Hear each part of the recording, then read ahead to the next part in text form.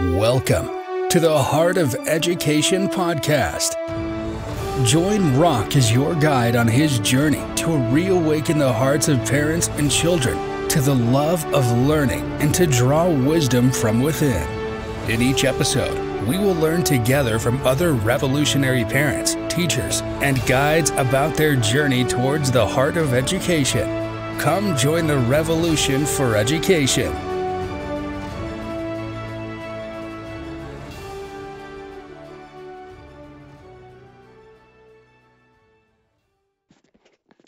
Hello and welcome to episode 5 of the Heart Education with Rock. Today I have a special guest. Her name is Robyn Patterson, and you can find her on Instagram at Honey, I'm Homeschooling Kids, and she also has her own awesome podcast regarding everything homeschooling and deschooling. You can find her once again at Honey, I'm Homeschooling the Kids, and without further, here's the episode. Yeah, I said a quick question, a burning question, really. The name of your Instagram, is that from the movie Honey, I Shrunk the Kids? Well, it's from my podcast, Honey, I'm Homeschooling the Kids, but probably some of maybe the inspiration came from that. I'm not sure. Oh, okay. I just totally, remember that movie from when I was a child, so I was like, oh, wait a second. I remember this movie. I loved that movie when I was a kid, so. Yeah, with Rick Moranis. Yeah, with Rick Moranis. Yeah. And my kids awesome. Too, so. Yes. It's a classic. It really is a classic. Awesome. Yeah. So we're on today, and the title of our podcast today is Homeschooling Adventures with Robyn. So if you could just introduce yourself, and then we'll just dive right into some really cool questions. I can't wait to get to them. So go ahead. Thanks, Rob. So my name's Robyn Robertson. I am a home educating parent. We actually, I say we do natural learning or unschooling. My kids, I have 2 kids. They are 15 and 13, and we've been home educating for over 9 years now. So I'm also the creator and host of the podcast, Honey, I'm Homeschooling the Kids. And the biggest thing about the podcast and the community as it's grown is I, as a home educating parent, I knew what it was like, the questions, the fears, the doubts, the uncertainties, and the learning journey, like the continuous process that it is. And the podcast is a platform to answer those questions that I had, and I know others have had or have, as well as, engage the community and build a stronger community around my own family as well, and for others too. So, and to spread the word and inspiring stories about the many, many, many families around the world that are choosing this type of learning path. So that's me. I live in Northern Alberta. We've lived in many places, and that's how we started homeschooling, is through world schooling, because we wanted to travel with our kids. And it's just been a journey that we take every year, because it's always changing, always learning. The biggest person that's learning the most is me through all of it. So that's kind of it in a short nutshell for you. Okay, wow. So it sounds like you've been doing this for a bit of time. So this is definitely pre-pandemic then, it sounds like. Yes, yeah. Yeah, okay. Yeah, I noticed a recent trend with, the pandemic, like just a lot of people are just like, you know what, I never met a happy parent during that time. And I understood completely, being online learning wasn't the best, to be honest. It was, how should I say this? It was a great effort, but there was just a lot of things that, that weren't quite worked out and everything. But that's beside the point. So I was just curious, Robyn, so in those at the beginning of the 9 years, what made you start homeschooling yourself? Or, you mentioned travel, I believe. Mm-hmm. Yeah. We wanted to travel with our kids. And honestly, we just chose homeschooling because it allowed us to be flexible and to create our own schedule, and we could travel. We couldn't really do that if we were stuck in a classroom or have that flexibility to do that. So we decided to homeschool our kids so that we could travel and be on the move and create every day as we wanted to create it. And so really that's the beginning of it. We didn't expect to be doing it this long. So that was a nice surprise as well, but that's how we began, is through travel. Okay. If I could ask, because I know a lot of my audience is very curious about, so what kind of job are you all doing if you're, able to travel, right? Like, do you mind sharing that a little bit? Just like, I think that's a great question. yeah. So at that time, we actually initially what we did is we actually rented out our home. So we had renters for our home. So that helped. And my husband was transitioning to a new business. For quite a long time, he was a writer, a ghost writer. And so he could be mobile with this business as long as he had his laptop and Wi-Fi. And if clients were willing to meet with him either online or fly to wherever we were in person, usually that was a good perk for a lot of the clients. So that's what we did. And I ended up taking a leave of absence from my job, my work. I actually worked at the school that my kids attended. And again, I thought I would be returning within like 6 months or so. Obviously, I didn't. But when we first started out, that's the jobs that we did. So we were able to be mobile and flexible, but also the surprising thing is when you're traveling, depending on where you are, of course, depending on the countries, it can actually be quite cost efficient, especially if you've taken care of things at your home base, whether I know some families that sell or rent. And so things like that are taken care of. We actually find that we spend less money. And so, you don't actually need as much as you think when you're traveling. Absolutely, yeah. I traveled a bit myself. I'm just curious. So, what was your favorite country that you traveled to? I never can answer that question.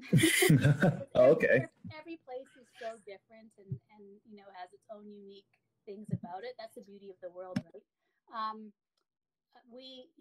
My husband and I traveled a lot on our own together and individually before we had kids. And with my kids, we lived in Jamaica, we lived in South Korea, Canada, of course. We've traveled to Australia as well.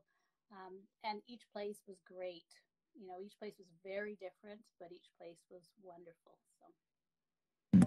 Okay, so it sounds like traveling for you and your spouse as well was a very big value for you all. So with that, what has been the most valuable lesson from this 9-year journey of homeschooling, traveling, and whatnot? The most valuable lesson. Mm-hmm. I think one of the most valuable lessons is that life isn't necessarily just black and white. We think that it's I think we take comfort in feeling like if we do things one way, everything is going to be okay. That all our problems will be solved, the path will be laid out. I think the biggest learning is that there's always nuances. There's always specific or different realities to every person, family. There's different individual personalities that make us us. So I think the biggest thing is just to be open to the many changes and the differences that each of us have and that the world has as well. And that it's just things are not always exactly as we think that they seem or should be or appear to be, and that it's actually okay to try new things and to question things and to do things differently, because that's usually when we learn the most about the world around us and about ourselves as well. So learning to you sounds like it's not just something static, that's not just in textbooks. So when have you felt like your children have learned the most, right? Like when do you feel like they're the most engaged and they're just like, I want to learn? Because obviously it's not found perhaps in the normal conventional ways. Mm-hmm. Doing everyday life, experiencing things, creating things. They learn the most when they're engaged in something they're interested in and that they're driving. So if it's something that they're creating, if it's a passion that they have, it's something that they're creating around that they're working on or being a part of, that's when I find that they've learned the most. And when they're really driving their own learning and having their own choice in that as well. So, as you mentioned before, you're traveling, your kids are, let's say, engaged in a particular topic, and it sounds like maybe it's project-based learning then a little bit, or because I'm just asking so the audience and I can have a kind of a concrete example of like, okay, your kids are interested in a subject, but you're traveling, so how does that all work out? Is there a specific example that comes to mind? Yeah, so I can give you an example from, right now we haven't really been traveling, obviously, for a while. So I can give you an example from previous when they were younger and now as they're older, especially as self-directed learners. So probably one example would be, when we were traveling and one of my kids is really into animals and nature. And instead of taking out a book and trying to find questions and answers and things like that for them to do or for him to do, we tried to find experiences. So, we lived in Jamaica for a little while, and it was going to the beach, and he was asking about all the kinds of fish that there are and what kinds they are, and then researching and finding out, what's the names of the fish? Are they always there at that time of year? We went at a different time. Maybe we went at dusk, or we went in the evening instead of in the morning, and different fish appear. Why do these ones come out now? Why are the other ones not present at this time of day? What's the differences between that? It's taking something that the questions they're asking or interested in, and not shutting it down, but continuing to help them find the answers and explore more and find out through a setting that is natural, that they're experiencing, and that their curiosity can be alive in. And then as they get older, that's really translated into, especially since I have teenagers now, being able to actually do things within their interests. So, for example, my oldest, who's always been really into animals and nature, he works actually for wildlife outfitters, and it's something he was able to begin last year. This is his second season, and he's living that. He's they are scouting, they are guiding. He has to know the environment, the animals, the species, the weather, where they live, the habitat, all of those intricacies, those things that he asked about as a child now has built and grown and become something that he's able to do and really live and experience as well. So I think that's, probably one of the examples of the ways that we did that, following the interest and finding ways that, we've lived in the city. Used to live in Seoul, for example. It's not as easy to find nature around the mega city of Seoul as it is in maybe Canada or Jamaica or other places. But then we just tried to find other ways that they can experience what they were interested in. My daughter loves art. And so, when we were in the city, we tried to find things like museums that were had artist exhibits, and immersed ourselves in that world as much as we could. Being in Seoul, the wonderful thing is they did have access to, there was a fantastic Matisse exhibit while we lived there. And so we went and visited that exhibition, and then learned all we could about the artist, and did our own art and explored and try and saw what was around the city that was reflective of that as well. It's really just being engaged in that every single day and experiencing that as a daily life as well. So Yes. Specific enough example? No, I think so. Yeah, absolutely. Because I love how in the story that you shared, you tell how kids are naturally curious and they want to learn, right? And I love how you just really just brought them into the experiential learning, right? It's not just textbooks, YouTube videos, which is fine. That's all that you have available. But when you can go to a zoo, you can go hiking, you can go, like you said, you just said, hey, what's around us? Let's go to the beach, right? And your kids ask questions. And I love how you didn't shut down the questions. You just said, oh, let's find out together. Let's Google it. Maybe we can ask the local people, right? Maybe go to the fish market, and ask the fishermen those questions, right? And that's actual learning. Get on the boat, go out for a ride with them, and really learn about the animals that live around the coast, right? That's such an in-depth, rich experience, and how that led to. We did, yes. Mm-hmm. Yeah, and it led to your child being now really interested in studying further, and I think that's great, because that's just awesome. That's a really great example, and I love it. Thank you so much for sharing that. Yeah. So what surprised you about homeschooling? Because if I understand correctly, you had put them in formal school in Canada, right, for a little bit before you decided, all right, let's try out this traveling homeschooling thing. So having both experiences, what really surprised you the most about homeschooling compared to, just a conventional traditional schooling? Oh, there were so many things. I think what surprised me is that I immediately thought that it was just going to be like the classroom. So I did my best to replicate what was happening in the classroom in our homeschooling. And what surprised me was that it was nothing like that at all. There's so many differences with that, right? You have just your children who you are with all the time. You get to see, you wake up and you see their moods, their emotions.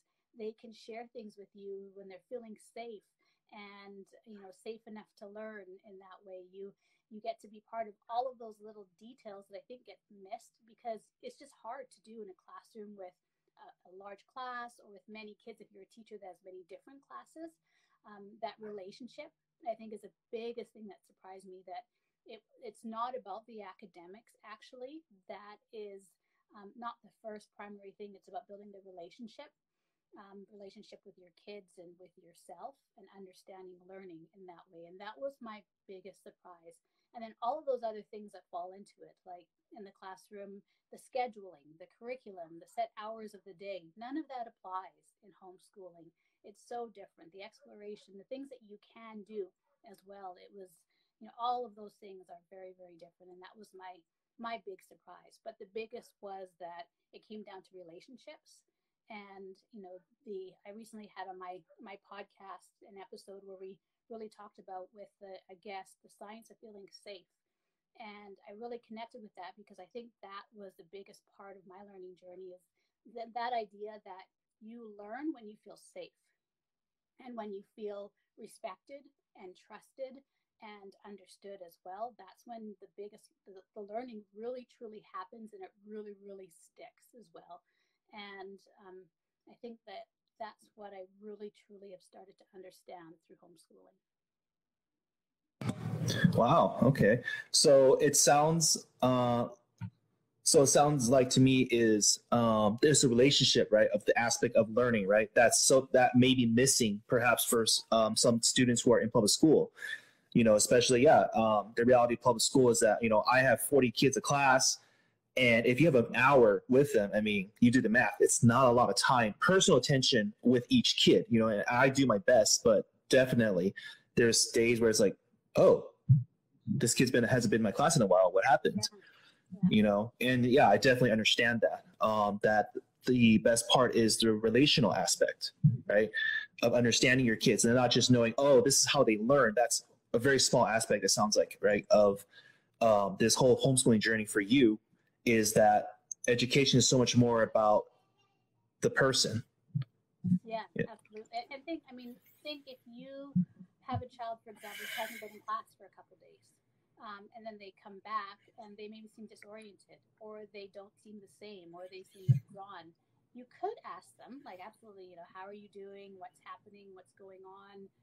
Do you want to talk to anybody? But there's also certain lines and boundaries as an educator that you have.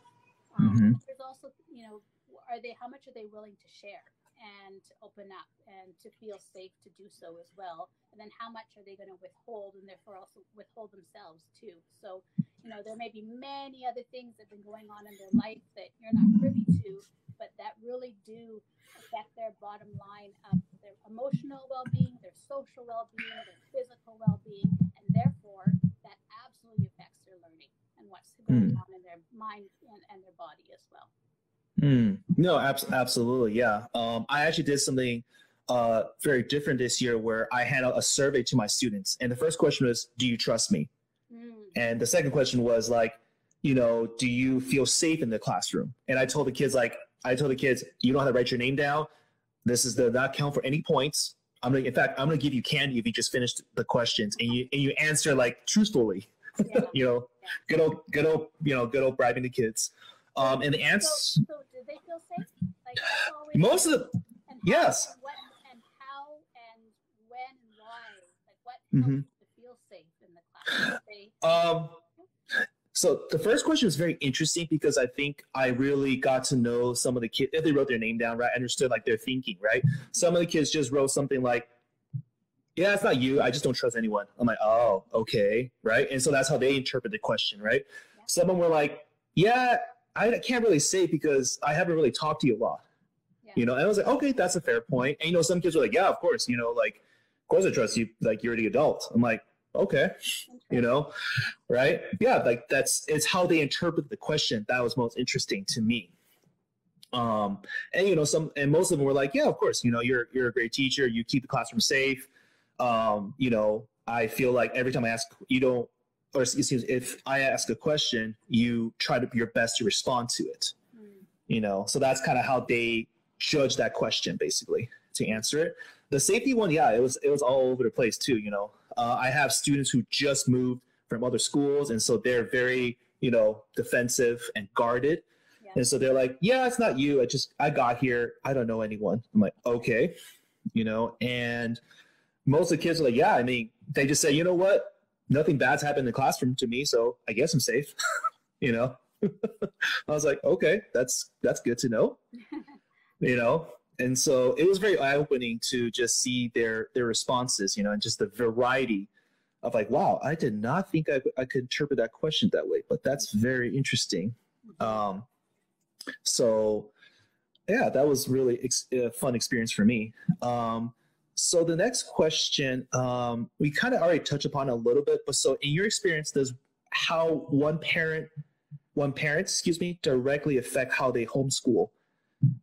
So an example of that would be, say, as a parent, you're very, or even just your parent's personality is very structured, right?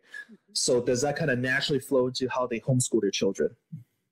Yeah, absolutely. I think so. I think even beyond that, because for example, I think I am a person who likes organization and I'm like not highly structured, but at the same time, that's just me. But also I recognize that that's not necessarily how my kids want to do things as well. So parenting, I think more on the power level, the authority level, on the trust level. I think of it more as it absolutely affects homeschooling, but in the idea of, do you parent in a way that you're the absolute top authority that knows everything and is always right, and your children are down here? That really will shift how your homeschooling is structured. Or are you a parent who believes in gentle parenting and connection and communication, and it being more of a flow in that way? That absolutely, the way that you parent that way is going to affect your homeschooling. Most likely it'll look more like that as well. And the other part of it too is it comes down with parenting, it comes down to trust, I think, so much. And I think that's a big part of the home educating journey. And when it flourishes a lot more is when you're able to build trust in your children and show and demonstrate that you trust them, and that therefore they can trust you, and also you trust yourself as a parent. Because, and that translates into your parenting as well, because I think what happens is the less trust you have, the more you want to control. And especially, I think for us, for example, where our family are big on building independence and self-directed learning, and that idea that the better you understand yourself, the choices that you make for yourself will be better as well. And the more safe and trusted you feel, the more willing you are to try things and to make mistakes as well. And I think that really is a reflection of parenting too, that trickles down or is part of how you create your home learning environment. Yeah. Oh, interesting. Yeah, because I've always understood that, the way, so I've been on a, parenting journey myself. I now have a 1-year-old almost. And, I've seen the transformation where, when I first found out that my wife was pregnant, I was like, oh my gosh, I do not want to F this child up, right? That was my mentality. And going through a journey of like, now I can safely say, I get to be the parent I always wanted in my life, right? And it's not judging my parents or anything, but understanding, like, true forgiveness is understanding, your parents, like, they did the best they could with the resources they believe they had available to them. Yes. Right. So that's all the flaws, all the things, whatever insecurities my parents had, like, they projected that right onto like us. Right. And I feel like in homeschooling that is magnified a million times because of the amount of time you're spending with your children. Before in public school, you might see them a couple hours a day, maybe, the weekends, summer. But in homeschooling, you wake up, you're with them. And so so if parents aren't consciously aware of like, okay, why is it that when my kids are going out of control, like quote unquote, whatever that is to the parent, right? Why do I feel something rise and I need to feel like I need to take control of the situation right now, Like, I just have to, right? And if they don't, aren't even aware of that or answer those questions themselves, that's like it's like the cycle of like, okay, you're just trying to control them, like you said, the authoritarian model of like, I'm right, you're the child, you got to listen to me, which sometimes it's true. Like, in a safety issue, right? I don't want my little 1-year-old running across the street like, no, you're coming back here. Yeah, absolutely. We have that experience and understanding that depending on the developmental level, they might not be there yet. I do think it's also important to remember as well that we're always going to make mistakes, no matter how, what we want to do, the best we're trying to do. There are going to be things that our kids are probably going to most likely be upset with us for. I think that's just a matter of human nature and the way that we grow and explore. But at the same time, we do get that wonderful chance, because also, like you said, being consciously aware that we're present so much with them when we're home educating, to know and to demonstrate that, hey, and communicate that I don't have all the answers. I don't know the answers to everything. I'm not right all the time. I'm learning as well, just like you are. And it's okay to let me know when, things aren't going okay, or when I'm not doing things like, or you need something that I'm not providing, or that, maybe something is missing, or you're getting a lot of and you're really happy with as well. And that part of this journey is also understanding ourselves as a family and as a parent and as a child, so that we can work through these things together and make it better. It won't always be perfect, and I think that's something to always remember. I think sometimes with homeschooling, we try and do all the things that our parents didn't, and that will show up in our homeschooling, but also to remember that there's going to be things that we are going to miss, that we're not going to see, that that we're not going to get possibly, that will change as our world changes and that our kids change and need. But at the same time, that I hope that they have the understanding that we're trying the best that we can, and that we love and support them no matter what. And hopefully by demonstrating that and showing that, they can do the same for us in return as well. So then again, that goes into how do we model our relationships with our own parents in front of our own kids as well? How do we communicate with them, with ourselves, to them? All of that is part of that personal learning process that I think, when it comes down to that parenting level and that level of, we're trying to do good things, but there's going to be mistakes that happen, but mistakes are okay. That's how we get better.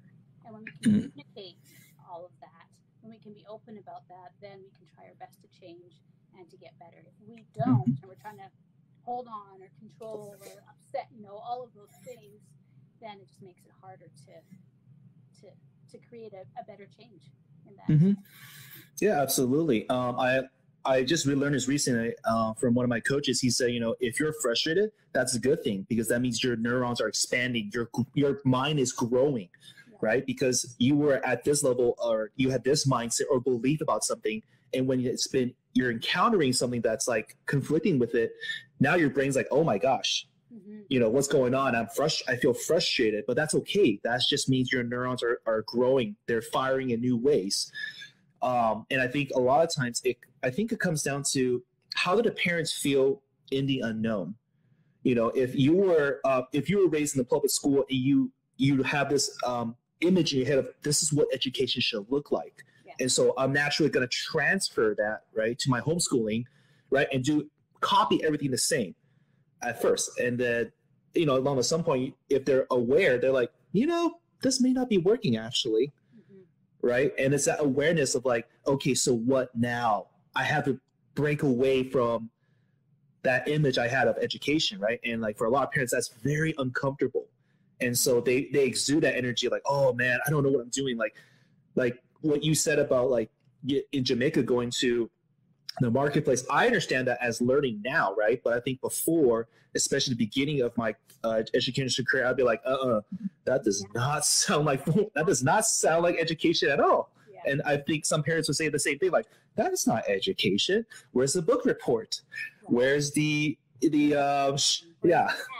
How do you know they're exactly down or doing a report on it? Yeah, exactly. Where's the notebook? Absolutely, yeah. I think that's the biggest thing, Rock. It's like well, we call it the deschooling process, right? Mm-hmm. That you have to remove yourself from those ideas that learning looks a certain way, which is usually Mm-hmm. the classroom, the school way, then that actually there's so many other ways that we can learn and so many other parts of life that still give us all of those aspects of learning. And then what's also really important, do they have to learn their multiplication tables at this specific age? Do they have to learn them can they just deeply understand them without having to like say the answers out to you? What if they really understand the concept, but maybe they have to count it out before they give you the answer?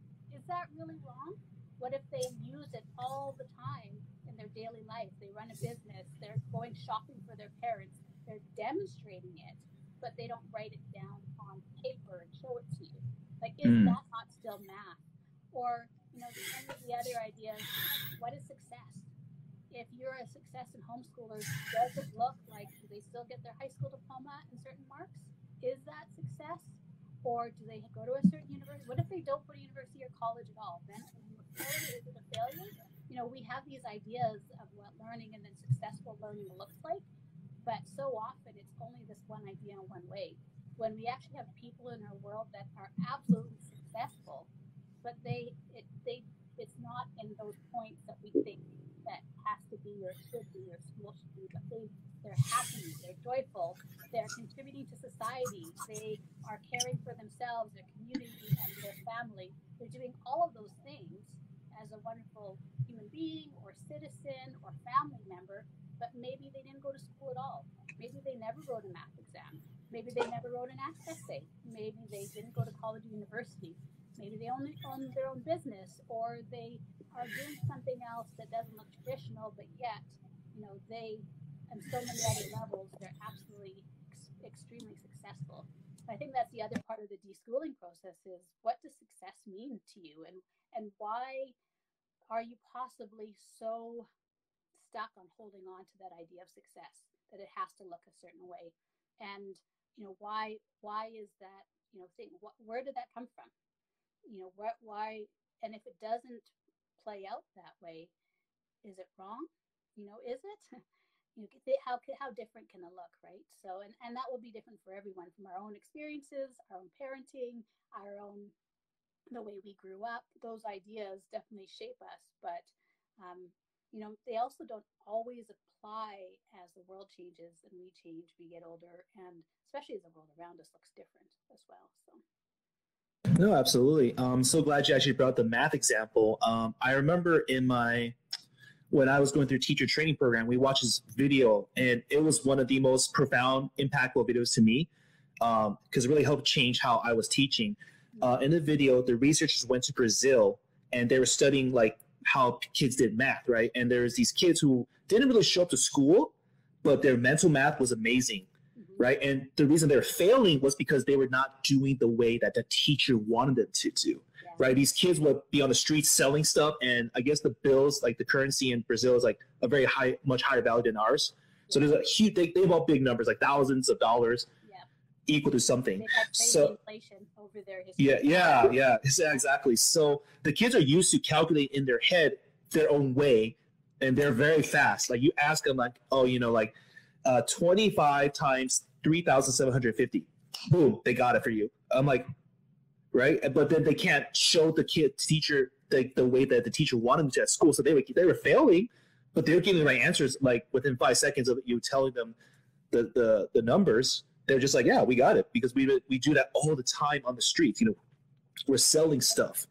Yeah, and it's just like, that's learning to me. I'm like, yeah, they got the answer. They just didn't get it the way, right, that the teacher wanted to, like, show your work and all that stuff. And I was so glad that I saw that video at the beginning of my education career, because that really started me, deschooling myself, basically. Like, I cannot teach the students I had the same way I was taught. I just can't.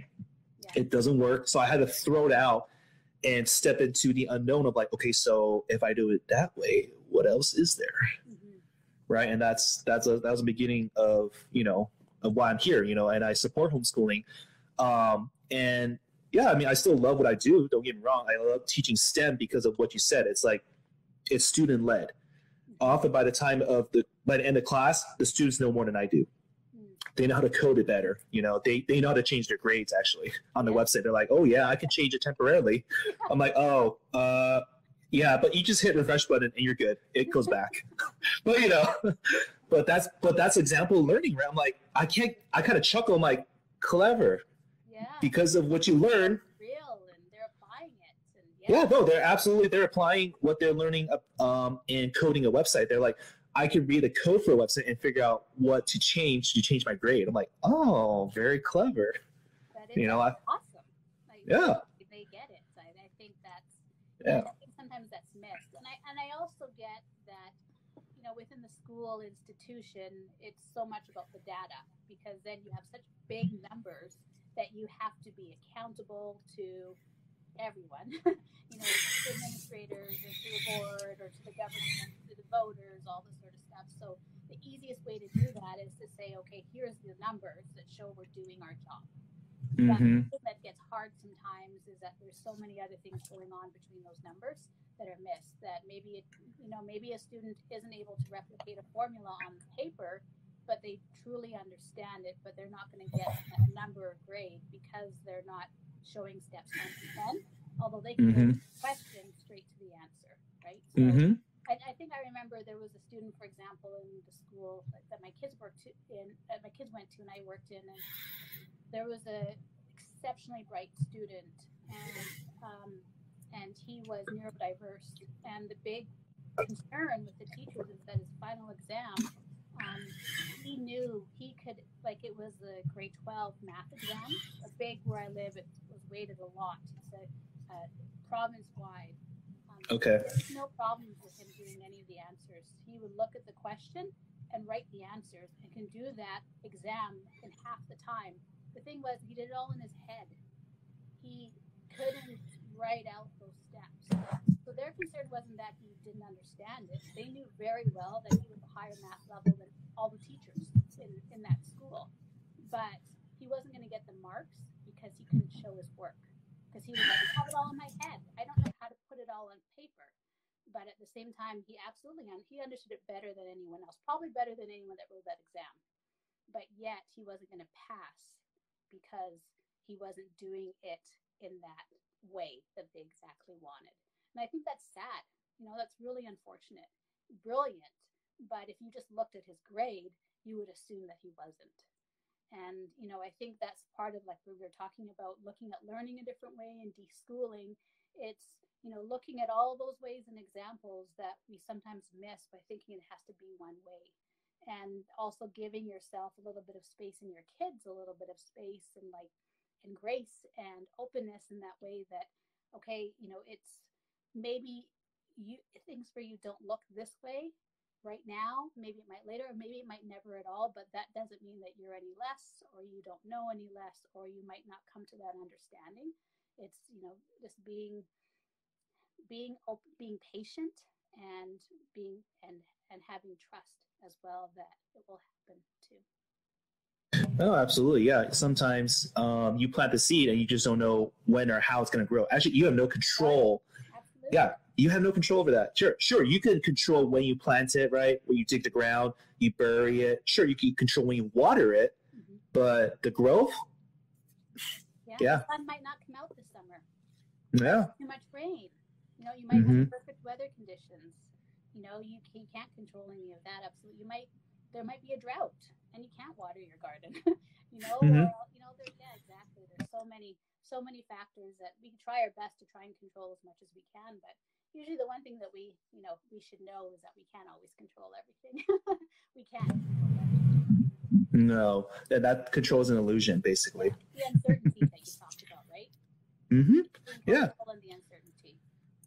I think as a parent, you have to be, especially for, first-time parents like myself, I'd be comfortable with, I have no idea how to handle these things when they pop up, because that's the first time I'm ever encountering it, right? I can read all the books I want about parenting. I can get all the really good advice from people who have had, multiple kids and are very wise that I trust. But when push comes to shove and my child is reacting to something, I'm like, oh, that's new. Yeah. Okay, let's, I have to move through it with my child, right? And that's just a journey, you know. And speaking of, so what is something you've had to let go of to homeschool effectively, you feel like, through this your journey? Having to be right, having to feel like I know all the answers, and what other people think of me as a mother and a parent. I think those are the big things, and because then I could let my kids just be themselves. I think so much of it is we handle things within our family or within our home education journey based on what others think, and I think that can be the biggest detriment as well. Just we talk about we want our kids to be themselves and make mistakes and feel free and safe to be themselves, but at the same time, if we're like, yeah, you can do that, but make sure that you know you wear these clothes when we go out, or you don't dress like, or you don't talk like this, or you know you do these certain things when these people are over, or you still make sure that this is done by the end of the day, make sure that you know this worksheet is completed by the end of the week, or you know certain things that so many times it adds up to what others are, you know, we're worried about what others are going to look in and see it and judge, not necessarily what's important for us as well. Yeah, absolutely. I think deep down, humans have this innate fear of like being cut off from their tribe, so to speak, right? Whatever that tribe is, it could be, you know, your parents' approval, could be your friends, yeah, even your co-op. Let's say you're in a co-op for homeschooling, like other parents, what they look at you and go, interesting. Absolutely, yeah, absolutely. Our sense, our belonging, right? We need to. Our survival is on our belonging and our connection and our community for sure. So our natural instinct is to do our best to preserve that and make it safe and to stay within that for sure. Yeah, I gotta stay with the herd, right? Yeah. So to speak. Yeah, yeah.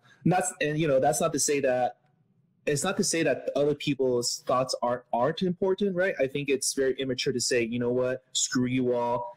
I think that mentality is very immature in a way, because you have to take what they say without taking it on. Totally. Yeah. Yeah. 100%. Yeah. Yeah. No, taking it totally, yeah, personally, like it's about you, and therefore you're wrong in that way. There's always, you know, that's even when there's things like naysayers for homeschooling or people that don't agree with what you're doing.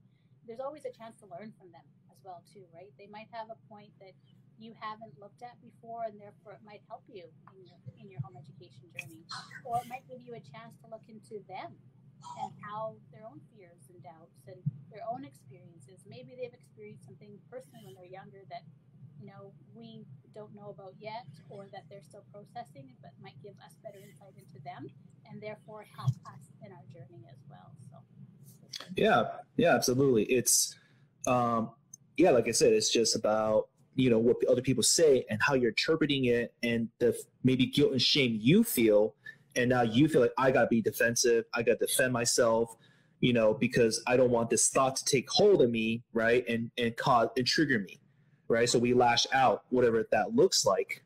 But it really comes down to you taking what they say without actually taking it on yourself personally. Yeah, like you just can't take it personally. It's like, all right, I wonder why they said that. They said that. You know, is there something really perhaps I can look at myself or how I'm parenting, or maybe even this idea of like homeschooling that maybe I really am missing. Like maybe the kids are missing something that I'm completely just oblivious to. Yeah. Yeah. Let's see here. So what's something that you feel like is missing from homeschooling that you wish you had perhaps more of? Well, I think this probably is a more personal thing.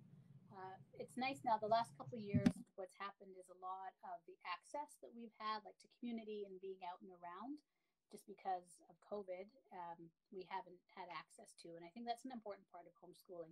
There's that idea again that homeschoolers don't get to do much and they're not socialized, but usually there's a lot of community and things happening. But we haven't been able to do very much recently, and so that's something that that I missed for sure. Otherwise, you know, when things are in normality or whatever you want to call it, or going back to normality now, um, some of the things that I think I miss or I wish that was there would be an openness to to homeschoolers. And I mean that because I think because now it's great because there's more and there's more understanding, but I often find there's misunderstanding with the homeschooling community.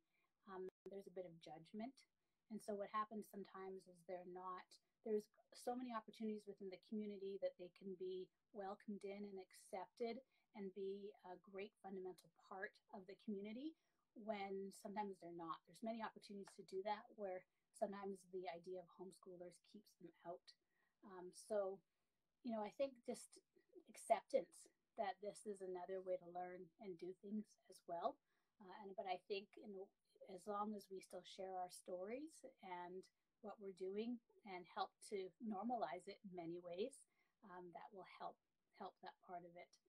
Otherwise, I think that's different for every community. Every community and place that you live is going to have things that are wonderful and things that that you're missing.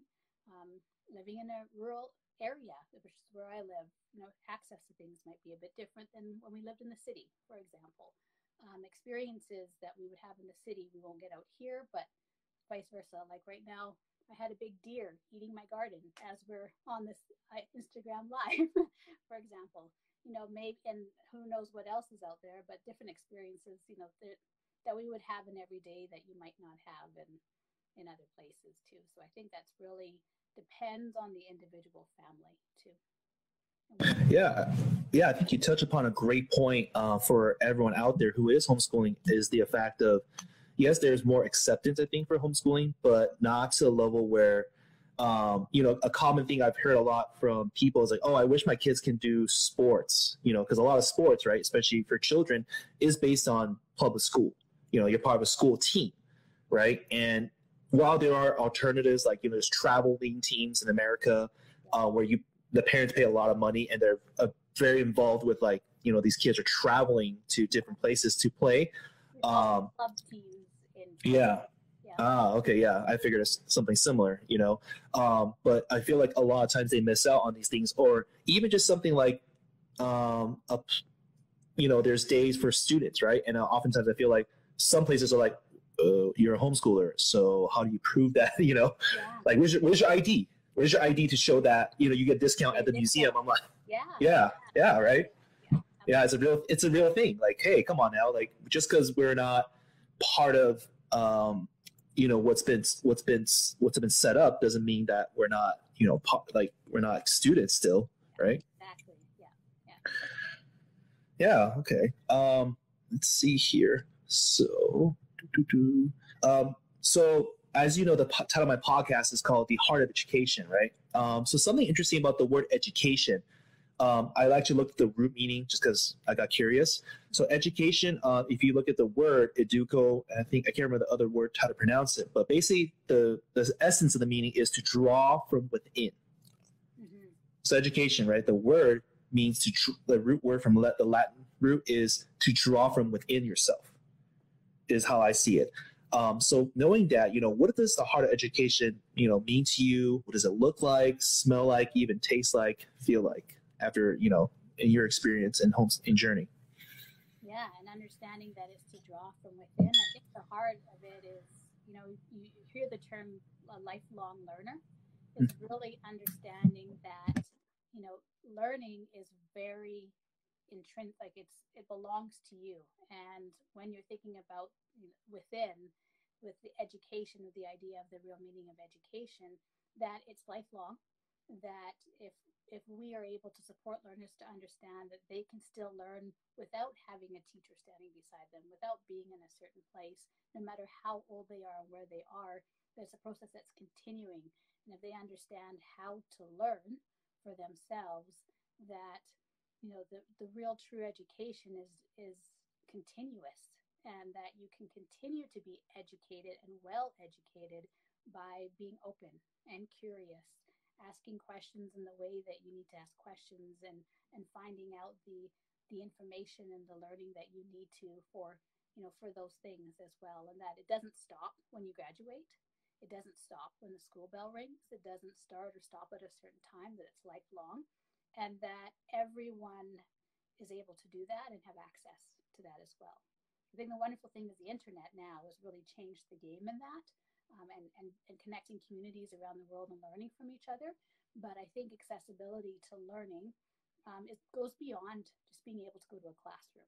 It is, accessibility should be open to everyone in many different forms and many different ways, whether that is support in the community, access to internships and experiences and jobs, at libraries, teachers and educators within certain areas and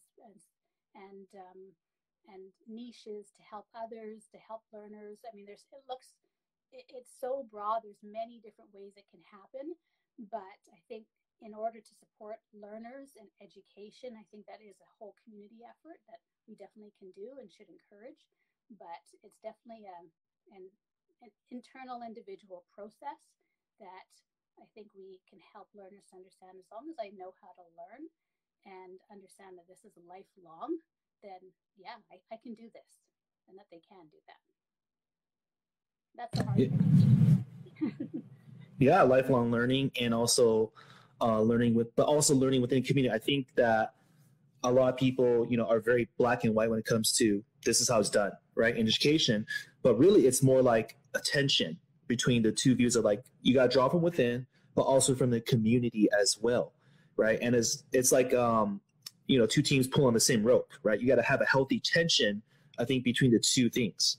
Because I think oftentimes in society, we're very black and white. Either you're a good person or you're evil. Either something's too hot or too cold. But, there's a spectrum in all this stuff, right? Like there's a number line, 0 and then positive 1 through 10 and then negative 1 through 10, right? There's a spectrum of things.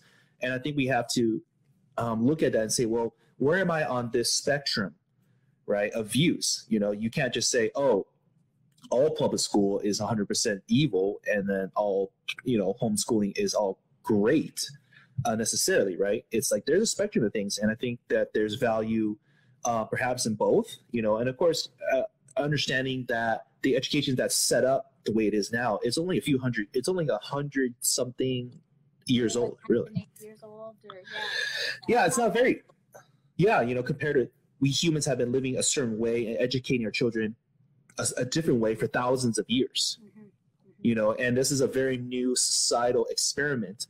And, we have yet to see really how this is going to change, our society. Or it has, but we just aren't aware of it because we don't see, like, for thousands of years, you said there's been internships, right? People learn from their parents. People learn a skill through apprenticeship, or they just grew up on the farm and you're a farmer, and now we're moving to this society where, we send our kids off for 8 hours a day to be with these other adults. That's a really, really new concept. I don't think people really understand that it's such a brand new concept in relationship to the human history itself, across all civilizations, really.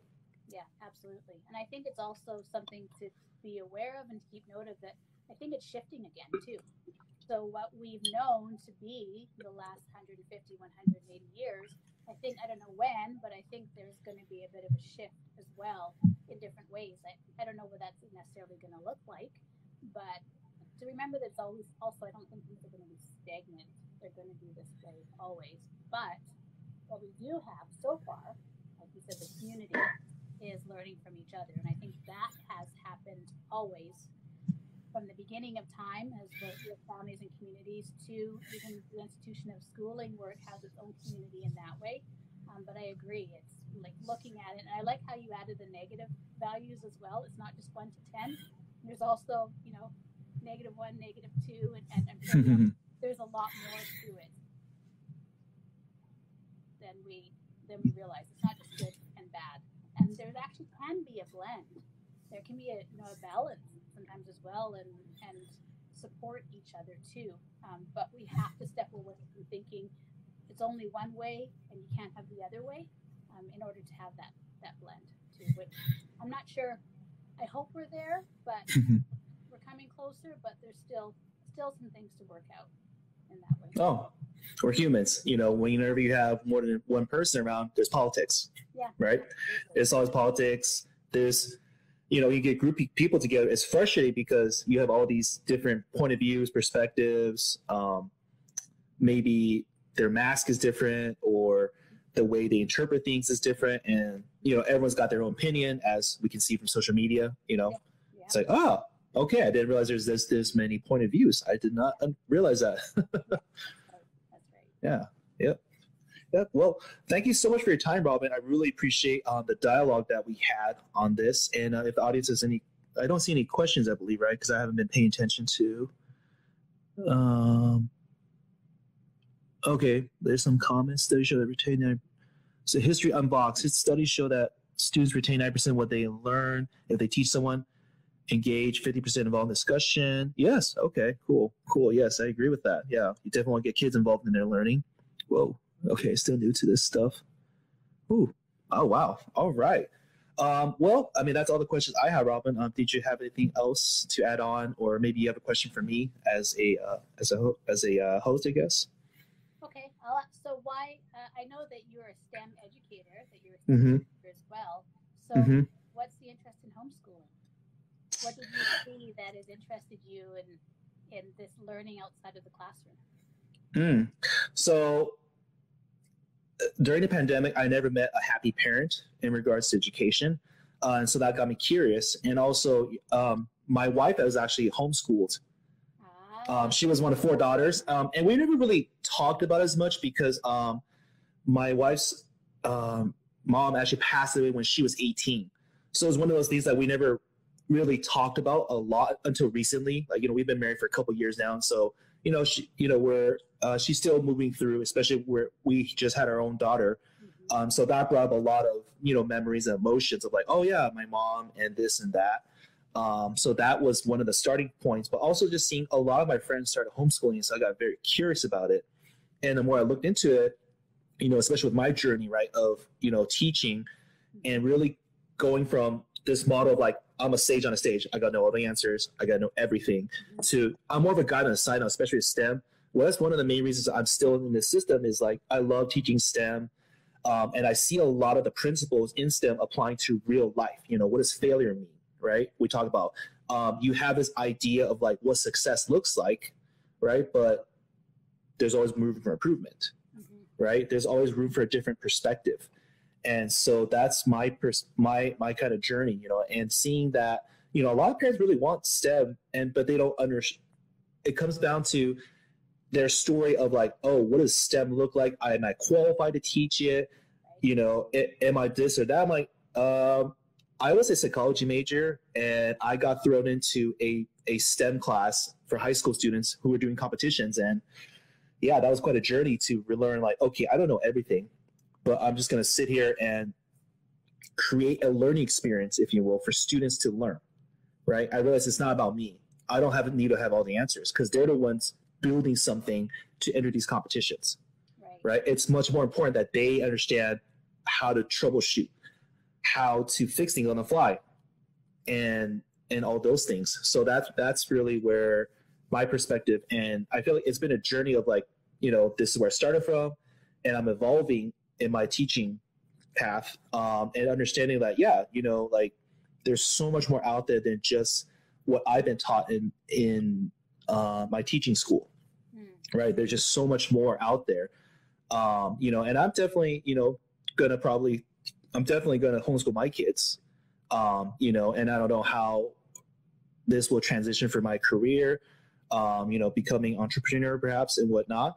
But I do know that, I'm on this journey of learning. And so that's why, my podcast is called Hard Education, because it's so much bigger than just this dichotomy of like public school, homeschooling. And then there's, like I said, there's a spectrum, right, of things. And I feel like if I really had to say it, public school and homeschooling, I think are 2 wings of the same bird. Okay. I think that's how I see it. It's like, it's the wings of the same bird. We just don't realize it because they're all flapping right on the opposite side. We don't realize that, it's all about education in the day. It's about parenting. It's about what does it mean? What is a hard education, right? And I think that if you just throw out everything on one side and say everything's evil, like, nope, we don't accept anything from you, then I think you kind of missed the point. There's a lot of things that we can draw from the current school system that is helpful, right? But there's also a lot of things that homeschooling offers, which I feel like is more of how should I say this? Is a more what's the good word? Not I guess ancient pathway of learning, right? That humans have used for thousands of years. Homeschooling is more akin to what was education like in the early American days, and across societies. That's really what it looks like more. And I think both sides have something to offer if we're willing to just, again, listen, right, without judging the information that's coming into us. Yeah, absolutely. Yeah. So that's me. That's a great question. Thanks, Rock. Thank you. Yeah. Good for me to know as well. Yeah. Thank you so much for being on live, and thank you for all people who joined us. We didn't really have time. I apologize to everyone who was maybe commenting. Oh, thank you both. Oh, thank you to Murha de la Sema. I'm sorry, I butcher names all the time, especially. Oh, thank you. Yeah. Miss Classical 20. No one should say public education is best quality. No one should say homeschooling or unschooling is the best. They all have their place. Two wings of the same bird. Yeah. Okay. Yeah, there were some great comments. I saw that it came through. Thank you, everybody. Yeah. All right. Well, thank you so much for joining me today, Robyn. It was a pleasure. It was wonderful. I appreciate it. Yes. Thank you. You too. Okay. Bye. Bye, everyone. Bye, everyone else.